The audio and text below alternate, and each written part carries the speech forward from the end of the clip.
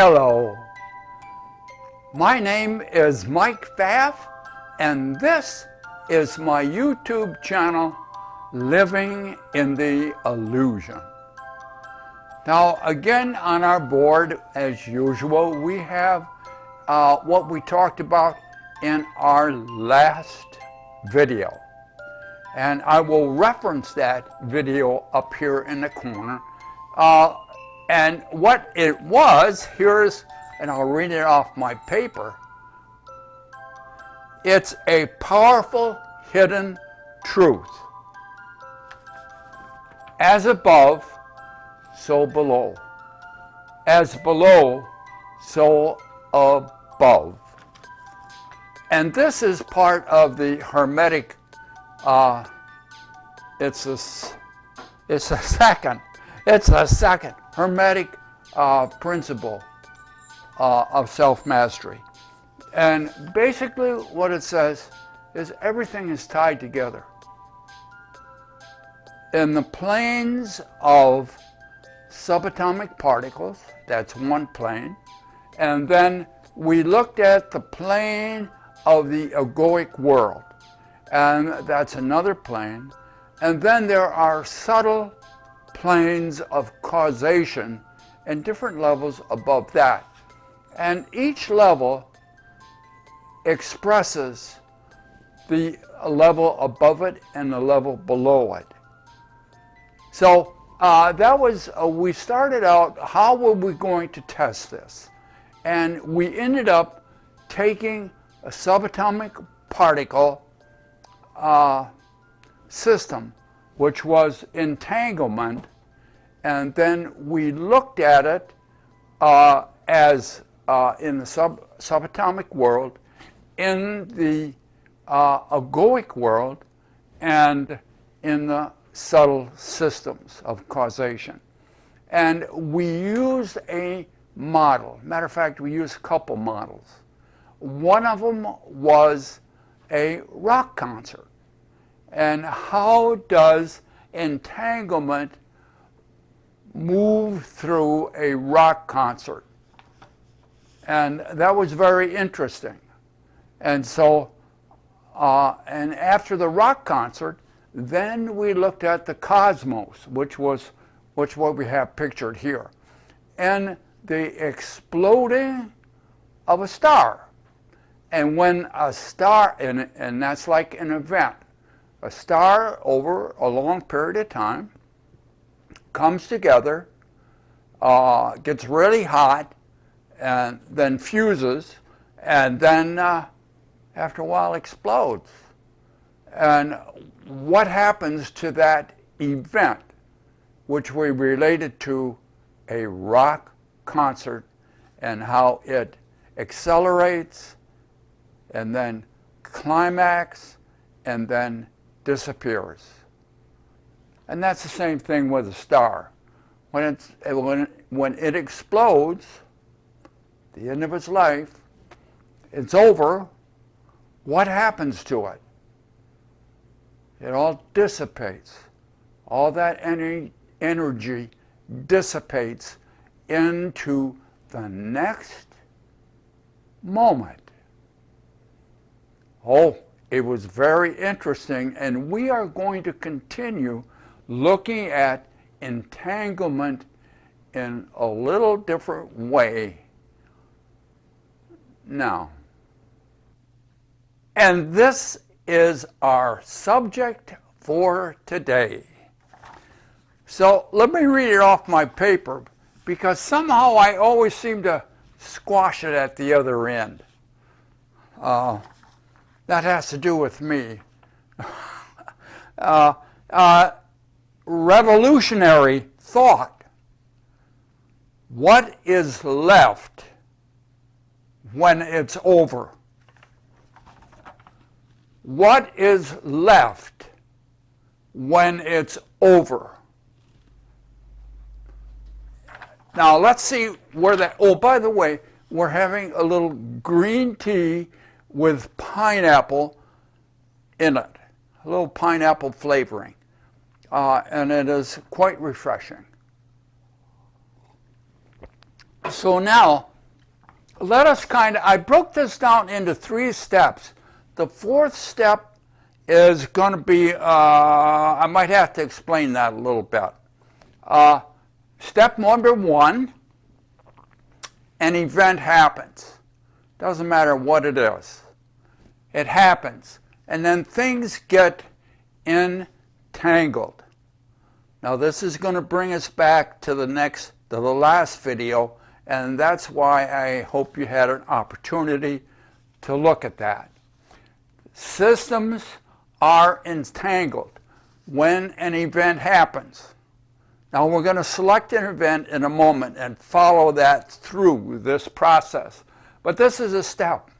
It starts and it ends. Sometime it ends. Step 3. What's left when it ends? What's left? Now I put down here only memories. When an event happens and it's over, only memories remain. Step 4. Now this is what I didn't give a lot of background. I didn't give you a lot of background in this, but you have a warehouse of memories, thousands, maybe trillions of memories. Now those memories are all interconnected. Why? They're all in each other's energy system. Now here's the thing. We know they are, and that they are interconnected, and that when you think of one memory, it brings up a lot of things that it's connected to. And then it goes beyond that. Now the sad thing is, we don't know where memories are stored. We know we got a lot of them.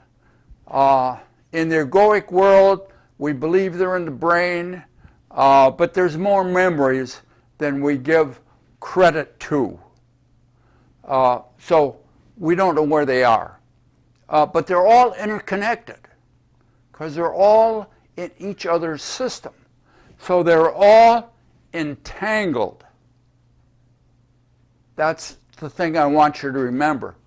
All the memories you hold are entangled in that subatomic system of entanglement, such that as you change one memory, the whole system has to rebalance, has to shift around to maintain that one system in the entanglement. All right, now, the last step. All is one. All is one. Now this is what we're going to talk about. I wanted to lay it out this way to start with so that we had some direction. And now we're going to change again and put a different model on the board. Stay tuned. And this is our model that we will be using. Here we have an event, and I have chosen war. And let's take a look at this. The first thing I said, and you can find this in the description of the video, when anything happens, I've chosen war. It could be the first day you take your child to school. It could be a traffic accident. It could be that you fell down and broke your leg. It could be any event. The model still works. So right now I have chosen war. It says, what happens when any event? What happens when any event happens. What is left when it's over? What is left when it's over? Answering this thought-provoking question may require a different vision. Because right now, unless you've been watching this channel or similar channels for some time, you're going to be locked into the egoic belief system. And so I want you to kind of set that aside and let's see what we can develop from this model of an event of war.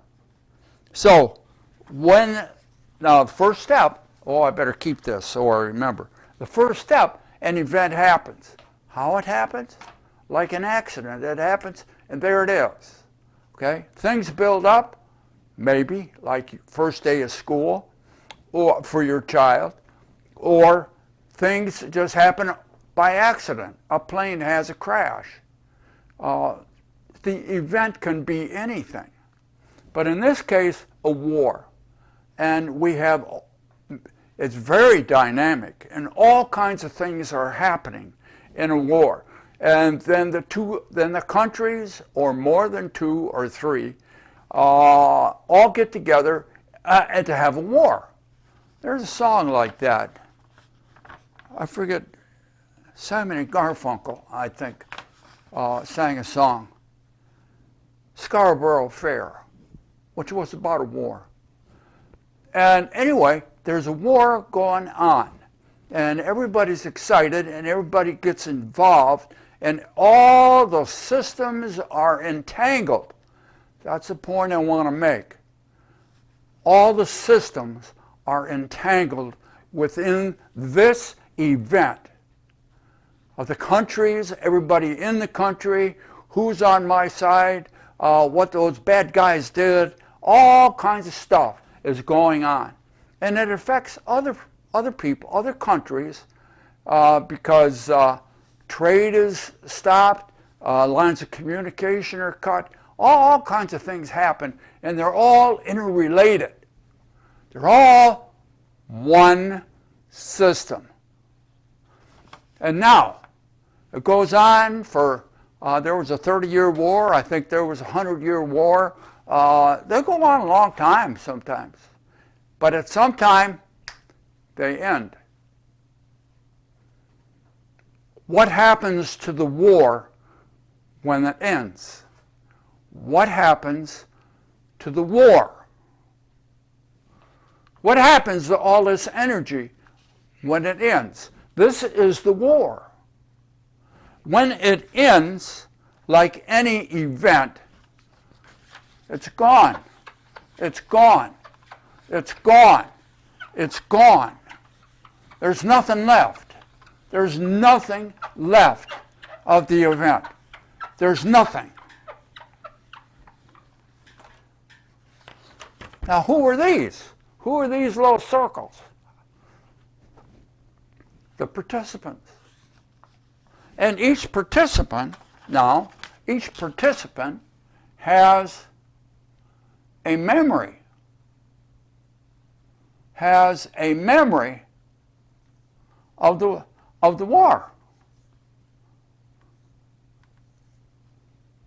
They have a memory. I'll make this one a little bigger, so I'm going to add to it. So there are memories, and these memories are the way they are because this guy's memory is the way it is. So this is connected with this, which is connected with this, which is connected with this, which is connected with that, which is connected with this, which is connected with that, which is connected to this, which is connected to that. It's all one system.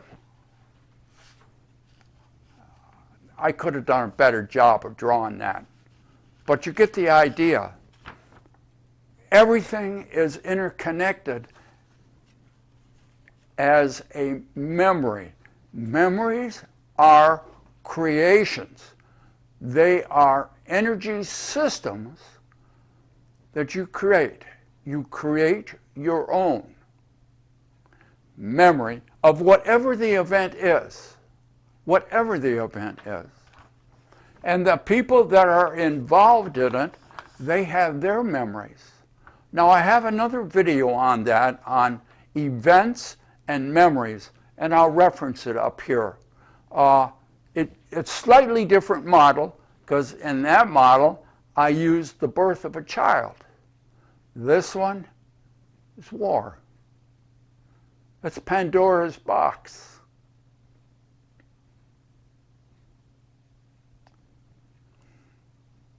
Don't open Pandora's box.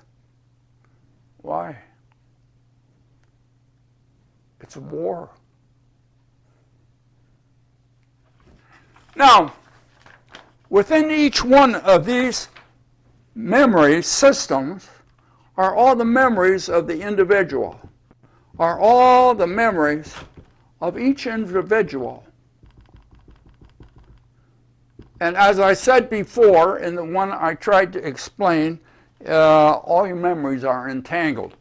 So each one of these people in their individual memory, which they hold in the subconscious mind, are all their memories.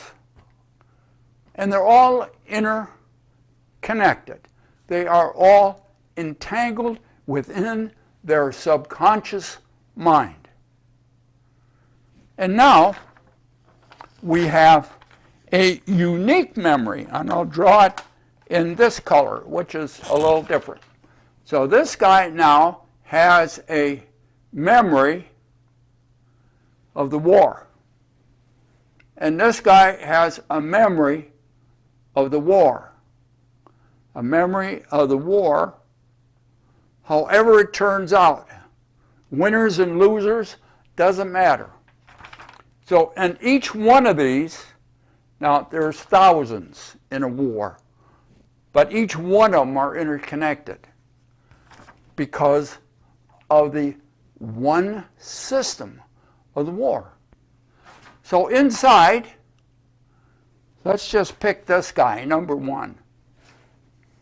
Inside of him, all his memories are interconnected.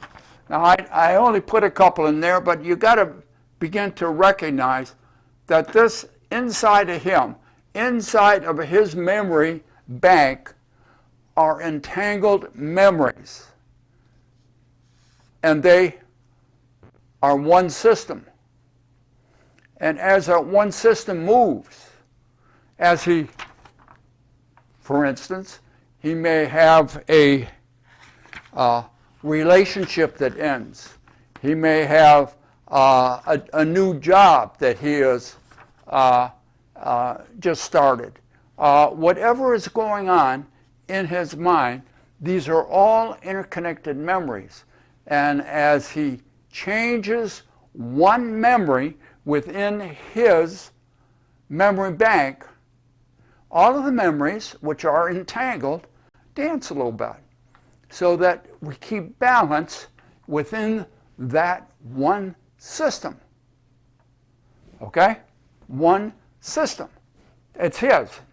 Guy number one, he has a memory bank. His memories are entangled. And inside of that, besides his regular memories, he has a war memory. Now you might want to think about some of the mental issues that come out of the war and how they affect your beliefs.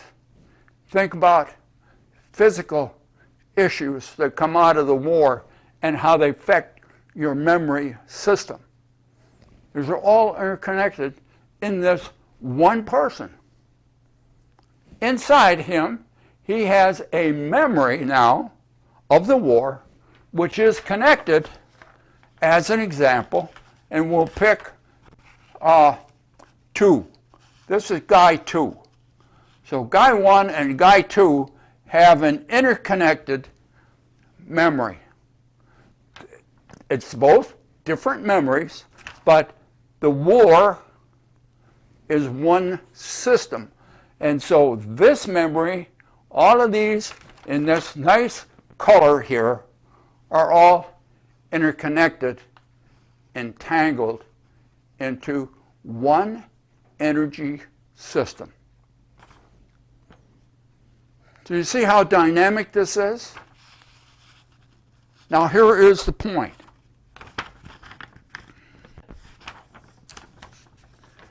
If this guy, number one, because maybe he has a mental issue, PTSD, or something like that, he heals this war memory one way or another. He makes peace with it. He is able to heal it. He's able to set it aside. He's able to change that memory, which affects his whole memory system. It affects his belief system, how he sees his world. Now, he changed that. It's an entangled system, which means this person has to change this memory, this person has to change, this person has to change, this person has to change to some degree to maintain the entangled system. Now this is going to take a new vision, and you will not be able to look at it with the egoic conscious mind. You'll have to look behind it. You'll have to look through the illusion. But I want you to get the idea that the war creates entangled memories as a system. And as anyone begins to change those memories, the whole system changes. This is not seen on a conscious level or in the conscious mind. It is part of the subatomic energy system of entanglement. But it affects the subconscious mind, where your memories are stored. And that's why I kept asking, and you may look back at other videos, and I said, where are the memories stored? Where do we store the memories? And everybody said, oh, we store them in our brain. Never found one there. We got a lot of ideas, but we never found a memory. And there's all kinds of stuff like that around memories that we don't know. We just assume. And we have some good theories, but they all have feet of clay when you look behind the illusion. So again, let me say, this memory is going to change the entangled system around the war. The most one that stands out for me is Nelson Mandela, after South Africa gained their freedom, and some of the things he did to change the history of that country in relationship to what it suffered before. It's the same thing. He changed the way the memories of the people involved in it changed the whole atmosphere of the country. A brilliant step. Now, that means if he changes his memory around the war, it's going to change this memory. It's going to change this memory. It's going to change this one and this one to some degree. When it changes, and we take number 2, when it changes this one, and number 2 changes that memory to something, okay? this change affects all of these other entangled memories in his memory bank. All of his memories have to change to maintain the entangled system, the energy system where the memories are. That memory system determines his belief system. And as he changes this, the belief system changes. This is what I want you to kind of understand. That as this number one changes his memory around the war in the entangled system, everyone has to change to some degree. And as they change in their system, in their memory bank, since one system changed, all of their individual memories have to dance around and rebalance to make their individual entangled system stable. So they're all going to change, which means all their belief systems are going to change. Now, if they are entangled, if number, okay, 1, 2, okay, 3. If 3 now this is belief system, but if 3 is entangled with friend, with a friend, he has a memory here of a friend over here, and he changes because this whole system changes, this changes. If this changes, his friend's whole memory system has to change. As his memory system changes, this guy, he's got a friend. And that system will shift. Now begin to look at this as a whole system. Everything is entangled into one system. Everything is entangled in one system because he'll have a friend, and he'll have a friend, and he'll have a friend, and they're all interconnected. In the egoic world, see, behind, in the subtle field of causation, which are many planes, this is what's going on. In the egoic, everything's interconnected. Everything is interconnected. In the egoic world, everything is separate. Nothing's connected. It's an illusion. Everything is connected. And what you do, that's why I say free will. I said, if you go back to the last video and looking at the rock concert, okay? In the rock concert, everything was interconnected. If I wanted to go to the bathroom, I can't go unless this guy decides to move and allow me to go. He doesn't have to. You can say, to hell with you, go the other way. But we dance together. It's all one system. We're all interconnected. We picked war only as a starting point. You could pick anything at any point, and it's all tied together. And so that's where we're at. Now, what does A Course in Miracles say? And you're going to see this up here. And I'm going to paraphrase something right now. In the egoic world, as I said, everything is separate. And as you have made this memory here of the war, number one, of the war, you made that memory. You created it the way it is. I call it a construction. You constructed your memory. It's not what happened. It's what you believe happened from your older memories. Not from the war, but from your older memories, you create this one. So, what does A Course in Miracles say? And you'll see it up here. The past that you remember never was,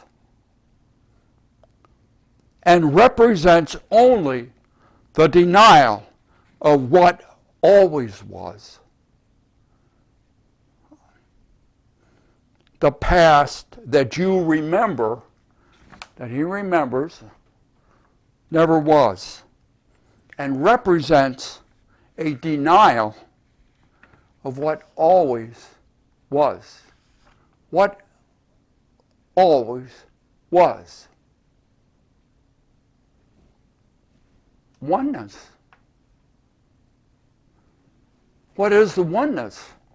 Everything is connected within the one system.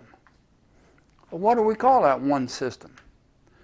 The infinite field of everything. Or the all,